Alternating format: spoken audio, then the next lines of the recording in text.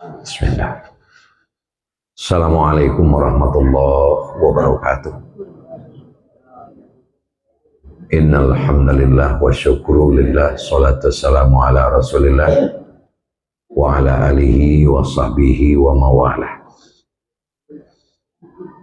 Kaum muslimin dan muslimat, Bapak Ibu jamaah Zuhur Masjid Raya Bukit Tinggi yang kami hormati. Salah satu di antara yang kita takuti jika terjadi dalam kehidupan kita adalah kerjaan tidak tuntas.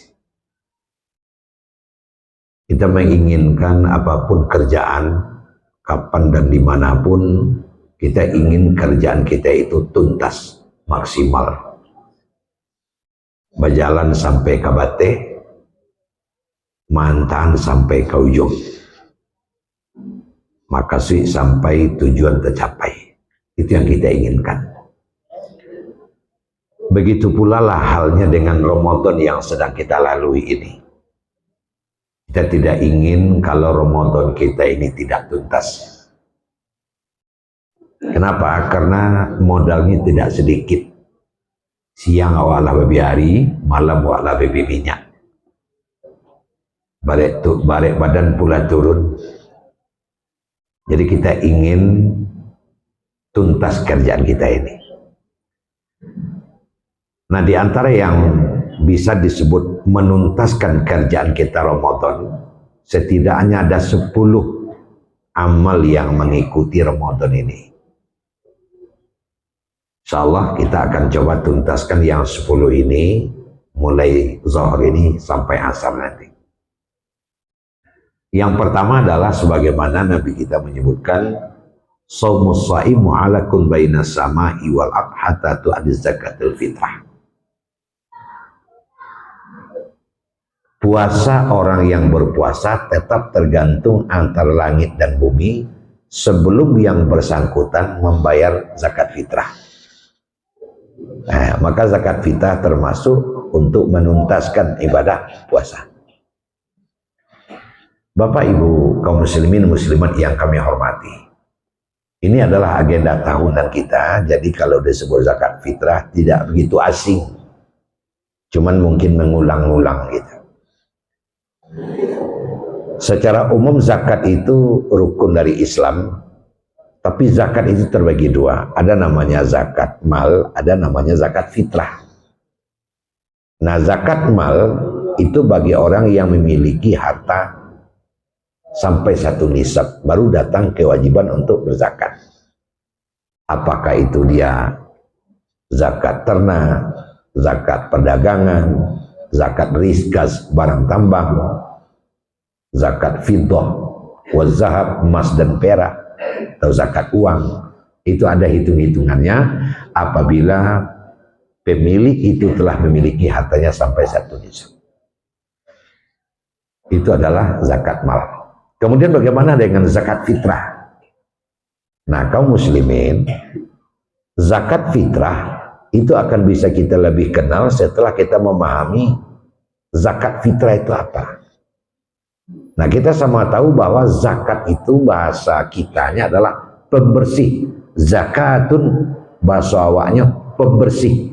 Jadi sabun, sunlight, sama lagi itu. Alat pembersih. Lalu apa fitrah? Fitrah itu adalah kelahiran kita. Yang artinya diri kita dalam keadaan suci. Jadi diri yang suci itu disebut dengan fitrah. Makanya Nabi kita mengatakan kullu mauludin yuladu alal fitrah. Setiap yang lahir ke bumi itu adalah suci. Nah, kemudian kenapa zakatul fitrah, zakatul fitri, di zakat dibersihkan yang suci itu? Nah, di sana sudah mulai nampak oleh kita. Fitrah yang kita bawa di waktu lahir, setelah kita besar dewasa seperti ini, itu sudah kotor. Maka perlu dibersihkan. Nama alat untuk pembersih itu zakat fitrah. Nah, itu dia. Nah, bagaimana caranya memahami kotor? Sulit kita untuk menjustis diri kita ini bersih. Bapak dan Ibu. Apa yang menjadikan fitrah yang bersih tadi menjadi kotor? Ada dua. Pertama al-aqwal, yang kedua al-af'al. Perkataan-perkataan dan perbuatan-perbuatan yang kita lakukan di dalam kehidupan mulai semenjak lahir sampai hari ini. Nah, kapan dikatakan bahwa dia sudah mengotori fitrahnya? Kalau yang ia lakukan itu, kalau yang ia katakan itu hal yang tidak benar. Itu sudah kotor diri kita.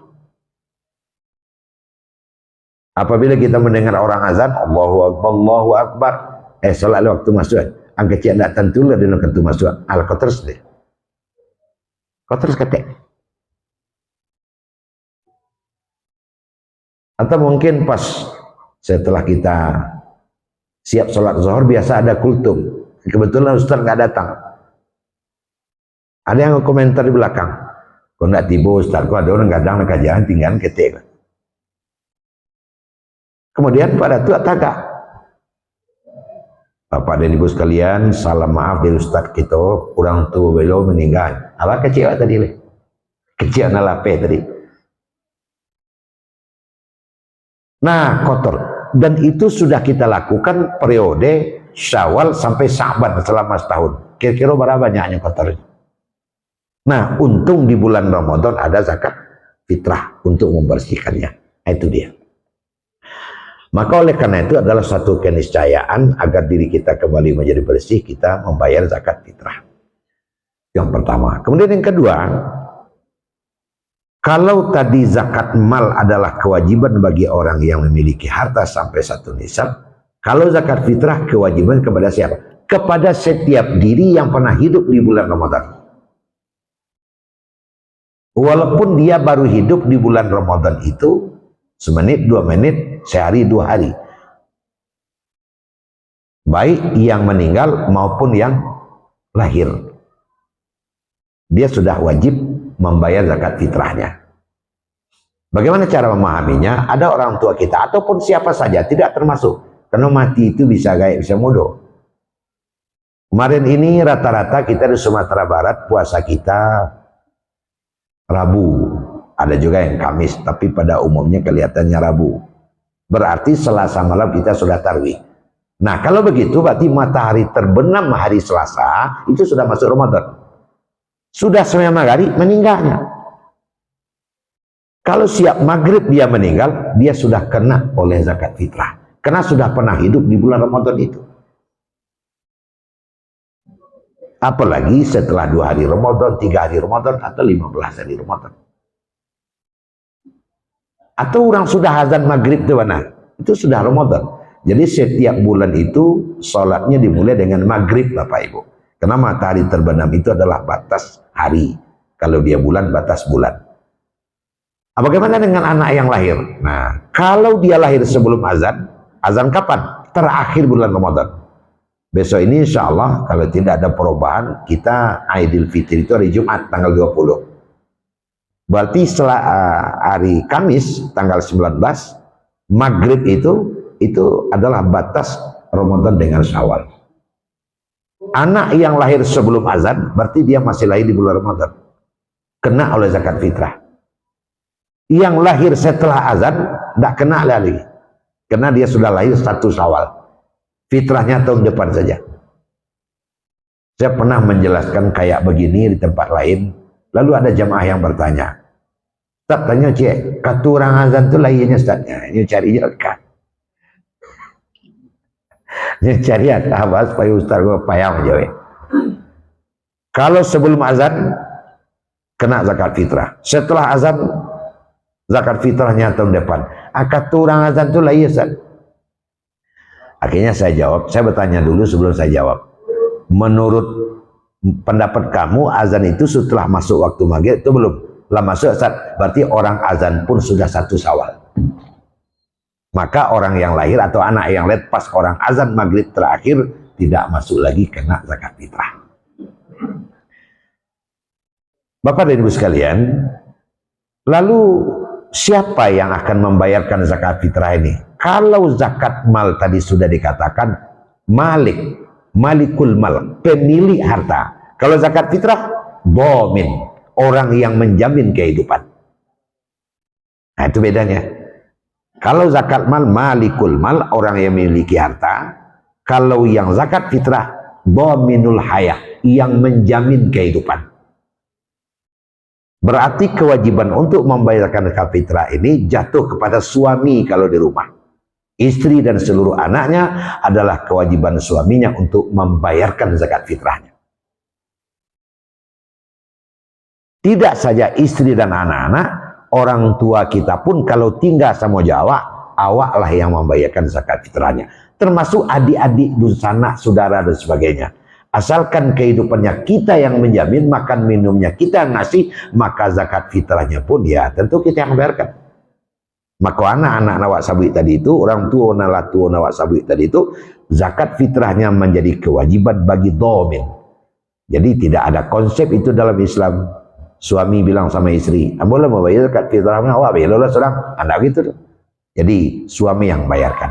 Oleh karena itu kalau ada anak tidak dibayarkan zakat fitrahnya, maka yang dosa bukan anak itu. Yang dosa bukan istri itu, tapi suaminya. Pertanyaannya, ya suami itu tidak lo mampu bayar Ustaz. Kalau tidak lo mampu menerima zakat fitrahnya leh. Nah ini kajian kami di dalam tadi. Menerimanya leh. Tapi betul-betul dalam artian sesungguhnya. Namun beda dengan zakat mal. Kalau dia menerima zakat fitrah, kalau fitrah kan nyoko, fitrah kan nyoko, fitrah kan nyoko. Oh, sudah banyak tumpukan fitrah. Apabila tumpukan itu sudah lebih dari biaya hidupnya untuk satu Syawal, maka dia lebihnya itu sudah wajib pula membayarkan zakat fitrah. Berapa ongkos sidiknya sehari itu beranak pinak 150.000. Rupanya zakat fitrah hanya terima 300, maka dia juga sudah wajib membayar fitrah dia istrinya. Kalau lebih cek nyosanya bayar, kalau bayar dua-duanya bayar. Bisa untuk bertiga, tambah anak seorang lain. Begitu dia, karena kewajiban zakat fitrah. Kemudian kalau kita sudah paham segitu, kepada siapa zakat fitrah ini? Ini berbeda Bapak dan Ibu. Kalau zakat mal ada asnaf yang 8, itu sudah kita ketahui. Tapi kalau zakat fitrah, itu Nabi sudah memberikan garisan. Tuhratul lisa'im wa tuhmatul masakin. Zakat fitrah itu adalah membersihkan orang yang berpuasa, memberi makan orang miskin. Ayo ndak bisa zakat fitrah kok ke fisabilillah, ke gharim, orang berutang. Dia ndak bisa ada. Zakat fitrah adalah tertuju kepada orang yang miskin. Nah, setelah kita coba untuk menelusuri sejarahnya dalam fikih zakat, ternyata awalnya zakat fitrah itu adalah aghnuhum azal yaum. Allah tidak menginginkan pada tanggal 1 Syawal itu ada yang menangis, ada yang bersedih hati. Lalu bagaimana? Ternyata di zaman Nabi itu yang menjadikan orang menangis 1 Syawal tidak ada yang dimakan. Maka zakat fitrah diwajibkan di waktu itu dibayar dengan makanan yang mengenyangi. Gandum kalau zaman Nabi. Jadi artinya Pak, aghnuhum azalum. Zakat fitrah itu tujuannya adalah tidak boleh umat Islam siapapun menangis pada 1 Syawal. Ayo orang miskin tadi. Maka kayaknya dia kiat. Nah sekalian kita luruskan dalam kesempatan ini, Bapak dan Ibu sekalian yang berbahagia, pada awalnya yang menyebabkan orang menangis 1 Syawal adalah tidak ada orang kari makan. Makanya zakat fitrah afdol dengan beras kalau di kampung awak. Ada yang bersekukuh dengan itu. Tidak semestinya harus begitu. Sekarang kira-kira apa yang menjadikan, yang paling membuat berpotensi orang menangis hari ini apa? Orang miskin. Kalau dicari apa muka belakang kiri kanan, pada umumnya kalau sekadar bare ado coba. Nanda ado baju. Nah membuat menangi pistol lain nanda ado. Itu yang membuat orang menangis hari ini. Kalau sekadar beras ada.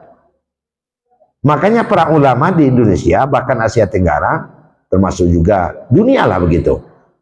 Mayoritas bersepakat zakat fitrah boleh diganti dengan qimah sesuai dengan perkembangan zaman. Maka para ulama pun berijtihad, zakat fitrah boleh diberi dengan qimah, dengan harganya. Itu kayu piti boleh. Kenapa? Karena kalau sudah uang yang kita berikan, uang ini bisa jadi apa saja sesuai dengan kebutuhannya. Bisa jadi baju, bisa jadi sepatu, atau bisa kembali menjadi beras.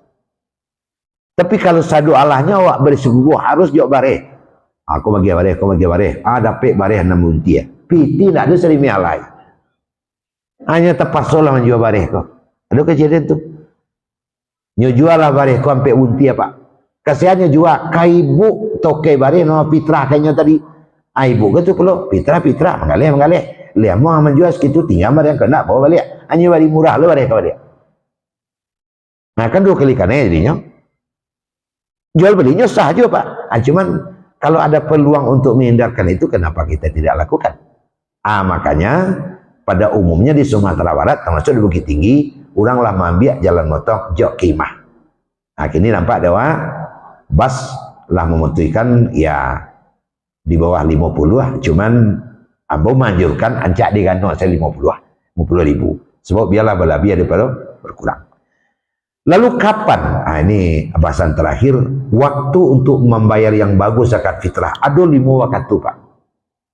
Waktu mubah, waktu wajib, waktu mubah, waktu sunat, waktu wajib, waktu makruh, waktu haram.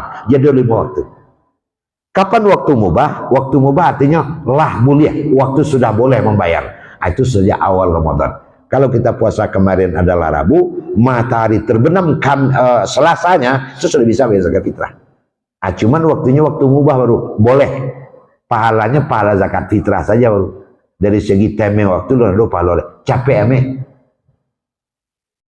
Yang kedua waktu sunat. Nah kapan waktu sunat? Waktu sunat kau 2 rupiah pahala zakat fitrah cek. Pahala ke tepat waktu cek.